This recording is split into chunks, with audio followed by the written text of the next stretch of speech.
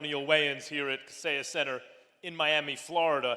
As you all know, the mission of Zuffa Boxing is to sign the very best talent from around the world and have them compete against each other. The best should fight the best, and it should be on the biggest stage. So I'm excited to announce that there are two new world-class fighters that have signed multi-fight promotional contracts with Zuffa Boxing, and they will make their respective Zuffa debuts this summer. First up, a 2016 Olympian from Brooklyn, New York, where else? He's an undefeated super lightweight belt holder with recent wins over George Kambosos Jr. and Liam Paro, picking on those Australians, Richardson. Please welcome Richardson Hitchins, ladies and gentlemen.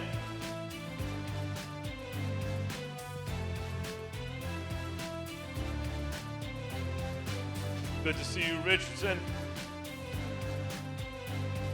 And next, one of boxing's biggest punching action fighters, the super middleweight, also from Brooklyn. Put your hands together for Edgar Berlanga, ladies and gentlemen.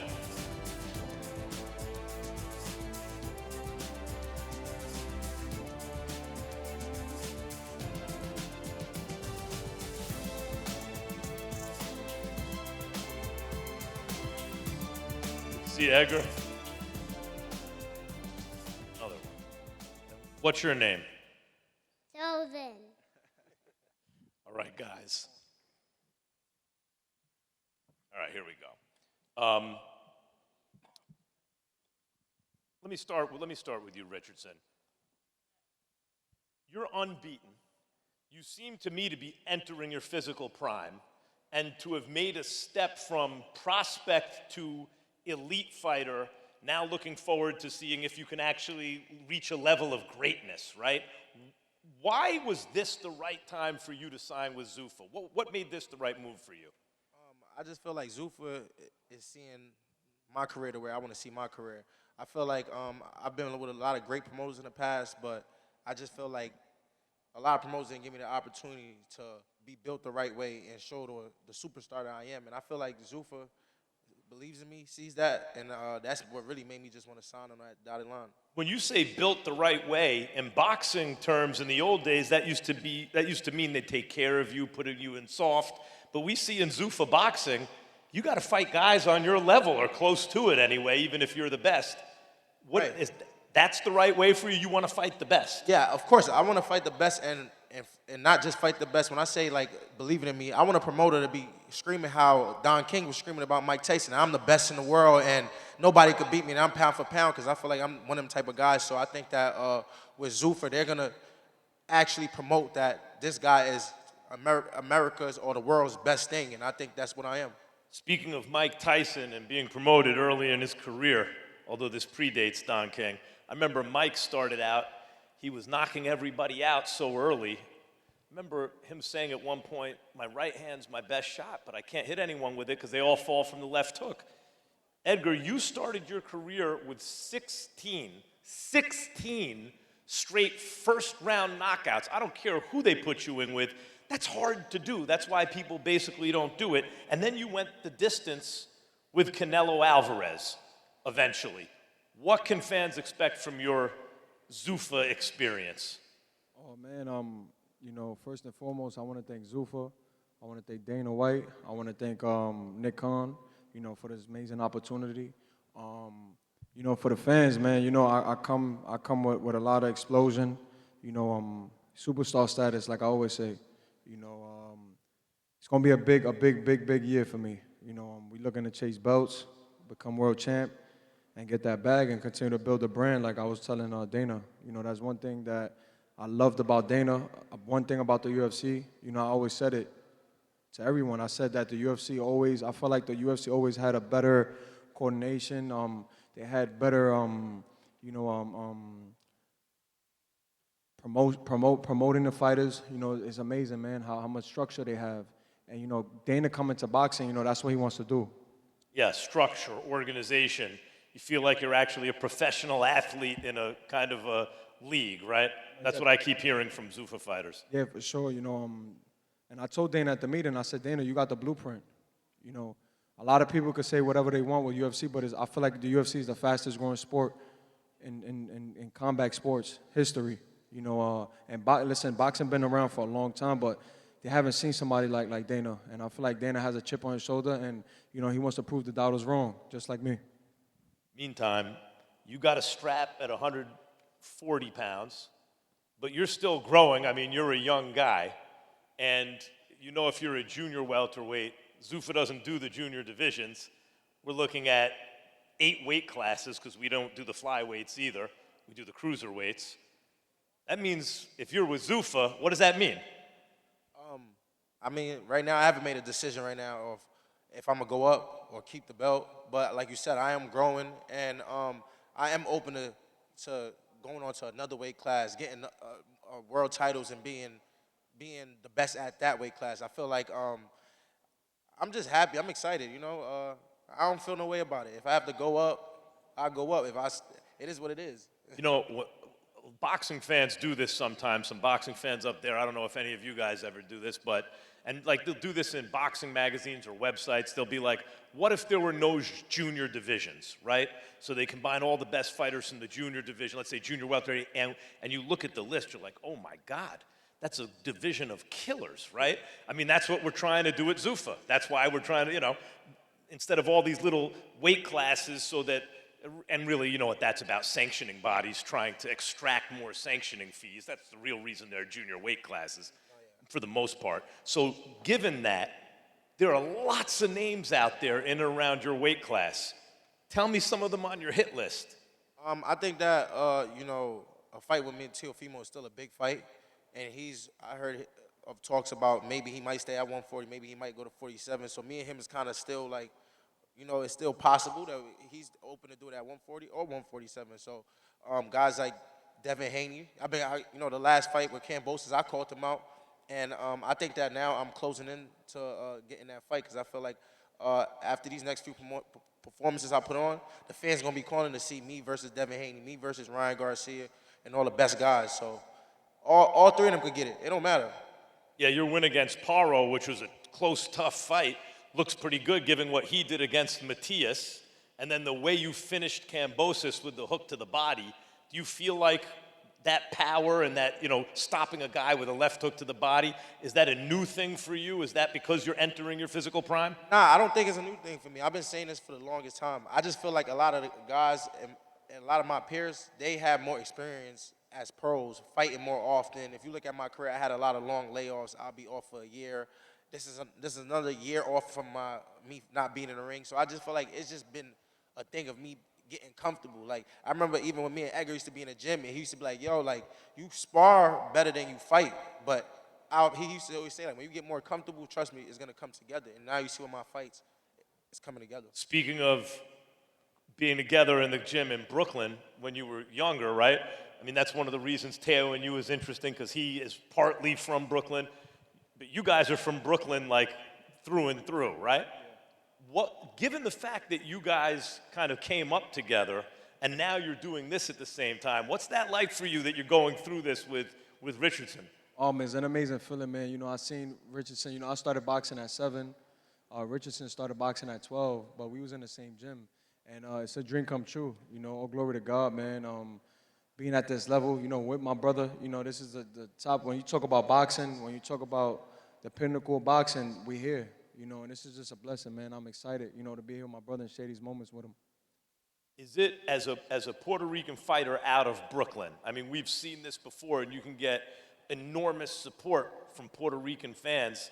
Hector Camacho did it, right? And what does that mean to you? Do you feel that? Do you feel any pressure or responsibility, or do you look at it just like it's all upside? Because if you can get that island behind you, you're an economic engine. No, for sure. With me, man, that was always been my goal and my thing. Turning pro and is winning the island. And stacking up these wins, becoming champ. It's a big shoe to fill. You know what I'm saying? You just mentioned Macho Camacho. He's a legend. You mentioning You know, I talk Camacho, he's from New York, Yeah. right? Like Trinidad's from the island. Camacho was from New York and still had the whole island behind him. yeah, man, and it's tough, you know, because listen, one thing about Puerto Rico, man, you know, they don't really accept fighters from New York like that, you know. But with me and Camacho, they accepted us with open arms, you know. But like I said, it's a big shooter field, you know. I'm still young, I'm still hungry, you know. I'm in the sport, and you know, I got a lot to prove. So we've been talking Brooklyn. What is it about Brooklyn? I mean, you can go back Mike Tyson and before, Mark Breland and Riddick Bowen, before you even get back to the old days. What is it about Brooklyn that keeps producing these fighters? I don't know. I think it's just something about that aura, like just being a Brooklyn fighter, a New York type of person. Especially like, you know, when I was younger and I used to go away to the tournaments with all the other fighters, they used to hate New York fighters because we so arrogant, we talk the most shit, we flashy. And I feel like that's just what comes with being a New Yorker. Just like you talk a lot of shit, so you got to back it up. You got to fight. You just got to pop it. It's just like a aura type of thing. So I think that plays a lot in boxing. Like me being a champion from New York, I feel like it's more pressure on me than being a champion from Kansas or somewhere like that. You feel me? No, I just feel like it's a lot more. New York boxers we're most hated, just because of I don't know how we dress and how we talk. So before we open this up, you started your career, I mentioned, with 16 first-round knockouts. Now, in a way, you can be a victim of your own success. How do you get experience if everyone's going in the first round, right? 1,000%. So the first time you fought a really big name, it was Canelo Alvarez. But you went the distance with him, right? Yeah, it was an explosive fight. Do you have anything to prove to the fans that remember the Berlanga who is knocking everyone out in the first round? Do you want to show them that you're still that guy? Or as a more experienced fighter, are you more comfortable just letting it come to you? I mean, I think now it's time for me to bring that old Edgar back, you know what I'm saying, with the first round knockouts. I feel like, and it don't have to be necessarily first round, but just breaking people's faces, you know. Now we with Zuffa, you know, I got the UFC behind me, you know, and the boxing, you know, I feel like now is that time to just go back to the old Edgar and just start breaking these guys' faces, putting them on stretchers, sending them to the hospital. And you know how Dana does it. Bonus of the night, bonus for fight of the night, knockout of the night, all that. You're looking to get those bonuses? Oh, yeah, 1,000%, man. You know, like I said, I'm excited. You know, we got the UFC here. And one thing, too, I want to thank all the fans, all the UFC fans that's here tonight. I thank you guys so much, man. I know you guys are big UFC fans, but we coming into this, you know, and it's family. You know, we in a combat sport, and I just want to thank you guys. You know what was the dumbest thing that boxing media used to do back in the old days when UFC first showed up on the scene was they would hate on it. And it's like the UFC was making a whole new generation of combat sports fans. And I always feel like telling you guys out there who are into the UFC, you like combat sports, you like fights, come check boxing out, especially guys like this. Let's open this up to the media. Who has the first question from the media? Max, straight up top right here. Right there, good. For both fighters, Richardson, I'll start with you, and the same question for Edgar. I guess what drew you to Zuffa Boxing? I know you talked about how you wanted a promoter to like take care of you and everything, but were there other options with other promotions, or did you approach Zuffa? Did they approach you? How did that relationship actually start? Yeah, we definitely had other options when it comes to other promoters, but obviously, you know, the business part of things, we wasn't seeing eye to eye.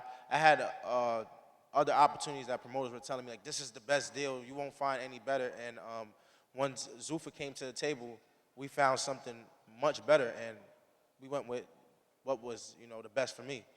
Similar question for you, Edgar. Did you approach Zuffa? Did they approach you? And did you have other options with other promoters out there? Yeah, not yet, for sure. You know, me and Richardson, we signed with the same manager, Keith Conley. You know, he's one of the best managers in the game right now in the sport of boxing.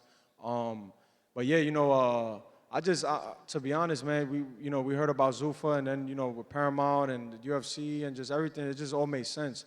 You know, and I told Keith, I said, yo, Keith, I'm really messing with them. You know, I think that Dana is a good asset to the sport now. You know, he's an amazing promoter. I feel like he builds brands, and he knows what it's like to take a fighter from nothing and make him into a superstar. You know, he did a lot of times.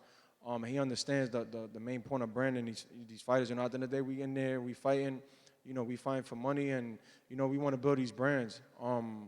Yeah, I just wanted to make history. You know what I'm saying? I feel like Dana really fits the he fits in the right place with us. You know what I'm saying, on my team. Who's next? A couple more. Richardson, from the outside looking in, I think we are accustomed to boxers chasing those 4 or 5 belts they want. There's obviously some confusion with the governing bodies and the addition of the Zuffa belt. So I guess for you, long term, what is the goal? Because immediately Zuffa boxing, but long term. I'm a legacy type fighter. I'm still chasing legacy. I still want to be the best in the world, #1 in whatever division I'm in. And I want to go down as one of the best fighters in my era when it's all said and done. And I think that in these next few fights, I'll get the opportunities to show my greatness, and that's what I'm chasing right now. Similar question for Edgar. I guess what's long-term goal with you and Zuffa? Is it all the other belts? Is it the Zuffa belt? What are you chasing right now? Yeah, I want to definitely become a world champ. I was telling that to Dana. I told him, I said, listen, man, I want to become champ. I think that, this year, is that time to become champ, and really mark my name in the sport of boxing, and especially at the 168 division. Sky's the limit, man. And I know Dana, I got a great team. I got one of the best promotions now behind me. And, we're going to go to the top. And finally, just a question for you, Max, to circle back to what you said before. There are probably a lot of fight fans that will watch Zuffa because of its relationship to the UFC. Maybe they don't watch other boxing. What is it about the 2 fighters next to you that they should tune in? Because records are cool, knockouts are cool, but what is it about these 2 specifically? Well, Richard, let me start with Edgar. Edgar started his career with 16 straight knockouts that captured the public's imagination, period. Because lots of guys have been matched easy to start their careers. In fact, almost every professional boxer ever is built that way. Almost all of them in the beginning. Well, how come no one else has scored 16 straight to start their careers, right? I can name you fighters. I won't, but I can if you ask. There's none. I'm saying who went to 50-0, 53-0, yeah. right? And you know why they got to that, right? But who has scored 16 straight in the first round? Watching it on ESPN, I was part of those broadcasts from the studio sometimes. It's comical, actually, like he's going to get another guy out in the first round. So that captured the public's imagination. Then, of course, he gets matched tougher. Well, as you get matched tougher, the knockouts will slow down. This goes for everyone ever, just about, right? But in Edgar's case, he really was the victim of his own success. He had almost no by his 17th fight, he had virtually no professional experience, right? How many rounds had he actually fought? So now he's being put in tougher. He has to figure it out on the fly, and it doesn't look the same. And then eventually gets the shot at Canelo Alvarez and goes the distance with Canelo.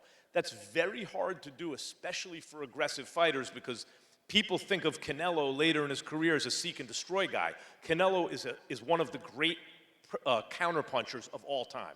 So if you have an aggressive style, that can really bite you against Canelo. Edgar went the distance with him. And that shows something that you can't show from the first round knockouts. It shows a level of character. So that's Edgar Berlanga, and I think now the question is the seek and destroy guy still in there who can get everybody out of there, and that's going to be interesting to watch.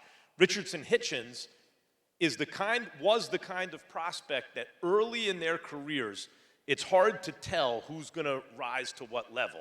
Because a lot of guys are fast. A lot of guys have good amateur backgrounds. A lot of guys have a good jab and look like they can do different things and have a certain level of athletic ability. You need to see them as they get matched tougher to see who actually rises, who has the subtle skill, who has the bag that's deep enough that when the opponents make adjustments, they readjust. And what he's done in his last several outings is show that. Show that he is not just a good fighter, he's a very good fighter. He's an elite fighter. And now the question is, can he become a great fighter? And that's what we're going to find out at Zuffa. Anyone else? Who we got? Yeah, Edgar over here. So I saw you were at the New York Knicks game. You got invited to DJ Khaled's 50th birthday. What has it been like dealing with the growth and fame, considering you still have a family, have things to take care of? And that's a good question. Just taking it day by day. I'm young, I'm 28 years old, and, fame came very fast, especially when I started, building up this first round knockout spree. I'm still the hottest thing smoking, but, when I was on that streak, man, you talk about all the celebrities, every celebrity that you can name of was in my DM, on my phone, and I had to learn how to cope with fame. Just putting God first, walking with the Lord, definitely helped me. But I love it, man. I'm I'm not shy away. I'm not shying away from anything. You know, I love the lights. I love the cameras. You know, I love popping shit. You know, and this is an entertainment at the end of the day. You know, a lot of fans, especially boxing fans, you know, that's one thing I love about the UFC. You know, because the UFC fans, you know, these fighters can have 5, 6 losses, and you guys still loyal to your favorite fighter. You know, what boxing is like. When we take a L, it's like, oh, he's finished, he's done. You know, he ain't nothing, he ain't going nowhere. You know, and that's not what it is. So you know, just coping with that, and like I said, yeah, man, it's an amazing run. You know, and I love it. I love the fame. I'm going to add something to what Edgar just said. Because when I mentioned earlier, we've seen guys get to 50, 53 and 0. I'm not talking about who you think I might be talking about. There are some fighters who've gotten to 49 and 0 and 50 and 0 and are great fighters. Because what the O represents is that they fought everyone and they somehow beat all of them, which is almost impossible to do. Almost no one does that. What people have done in boxing is kind of reverse engineer their own legacy, or try to, by picking and choosing so carefully. Before, when I mentioned 53 and 0, it's a guy none of you have ever heard of, trust me. I don't want to shout him out because like I'm insulting him, but he eventually lost fights, but he had 1 million wins. Because if you select the opponents carefully enough, you can stay undefeated. We can get a promoter, and you would be an undefeated fighter if you select the opponents carefully enough. And that's supposed to be significant because the implication is you've beaten everybody, when in fact in modern boxing, a lot of times they've beaten nobody. And what Edgar is saying, and what Richardson Hitchins is willing to do to put his undefeated record on the line, is to fight guys on their level. That's when the record is important. A loss is not the end of the world. You can come back, because if you do that, almost everybody loses. But if you somehow remain undefeated, again, almost impossible, it's meaningful. It doesn't mean what it means in modern boxing. It will actually mean something. Who's up? Another one for Richardson. So have you had any discussions with the IBF about the status of your title, or are you just locked in on getting that Zuffa belt? Right now, I have I think a purse bid I'm going to, or something going with the IBF for my mandatory. So we haven't got into talks, or like I said, make any decision if I'm gonna move up or keep my IBF for a title. But anything I gotta do, I'll do it. Like I said, I'm just happy for this opportunity from Dana White and Nick Khan. I seen what Dana did with the UFC, just turning the sport into a huge sport.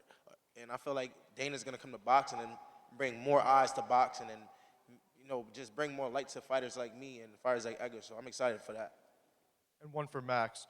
How important are the signings of Edgar and Richardson to the future of Zuffa boxing? They are important pieces in an ongoing process, important bricks in the wall. There are lots of world-class fighters in the world. These are 2 of them. And I think that what Richardson just said is right. What I hear so often from the guys on the prelims in Zuffa, we're up to Zuffa 6 in May, Zuffa Boxing 6, is they feel they're being treated like professional athletes for the first time. And Richardson Hitchins, 50 years ago, guys on this level were known to the American public. Most professional fighters can walk down the street and will not get recognized by the American public. That's about to change. And I think these guys are excited to be a part of it, to feel like you're getting in basically on the ground floor of something that's going to build. We went from Zuffa 1, the next night it was UFC, I'm not even remembering the number, 232 maybe? And it was sold out at the MGM. And I looked around and I thought, we fought, I don't know, like there were a bunch of guys fighting in front of maybe 1,000 people at Zuffa 1. And then UFC 130, whatever it was, 230, whatever it was sold out 20,000 people. And it was clear that this is where we are, but that's where we're going. And in order to get there, you need fighters like Richardson Hitchins and Edgar Berlanga. Who's up? Well, here for both Hitchins and Berlanga. Obviously, this is a big MMA crowd, so just wondering, from what you've seen in the UFC, who do you think is the best boxer right now in MMA? In MMA, I love John Jones. I